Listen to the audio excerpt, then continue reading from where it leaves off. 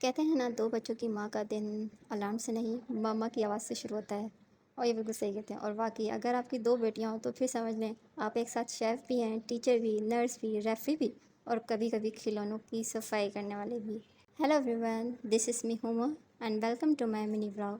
اگر آپ بھی ایک ماں ہیں تو آپ ضرور میری بات سے اتفاق کریں گی، بچوں کے ساتھ گھر سنبھالنا it's not easy, but with the love and patience it's never impossible.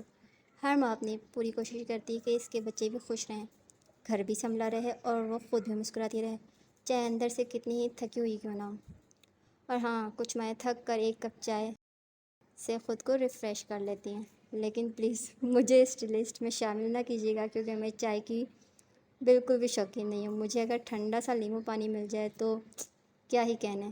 ہمارا گھر بھی بالکل کبھی صاف ہوتا ہے، کبھی صرف 5 منٹ میں ایسا لگتا ہے جیسے کھلونا کو طوفان آ گیا ہو، لیکن اب میں نے سیکھ لیا ہے کہ ہر وقت پرفیکٹ گھر سے زیادہ ضروری میرے بچوں کی خوشیاں ہیں۔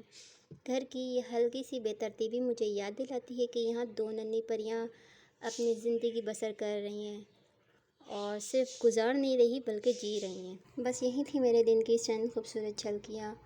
ہر دن پرفیکٹ نہیں ہوتا، ہر کام وقت پر نہیں ہوتا، لیکن اگر گھر میں محبت، سکون اور بچوں کی ہنسی موجود ہو تو سمجھ لیں دن کامیاب تھا۔ اللہ تعالیٰ ہر ماں کی محنت قبول فرمائے اور ہمارے گھروں میں ہمیشہ محبت، برکت اور آسانیاں عطا فرمائے، آمین۔ اگر آپ کو میرا آج کا ولاگ پسند آیا ہو تو لائک، کمنٹ اور شیئر کرنا مت بھولیے گا۔ اگر پیاز کاٹتے ہوئے آپ کی آنکھوں میں پانی آتا ہے تو یہ ٹرک ایک بار ضرور آزما کر دیکھیں۔ پیاز کو جڑ والی سائڈ سے نہیں بلکہ اوپر والی سائڈ سے کاٹنا شروع کریں، پھر آخر میں جڑ والا حصہ کاٹیں۔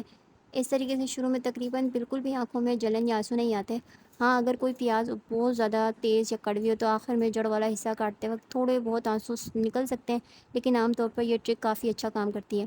میں تو کافی عرصے سے یہی طریقہ استعمال کر رہی ہوں اور واقعی میرے پیاز کاٹتے ہوئے آنسو بالکل بھی نہیں نکلتے۔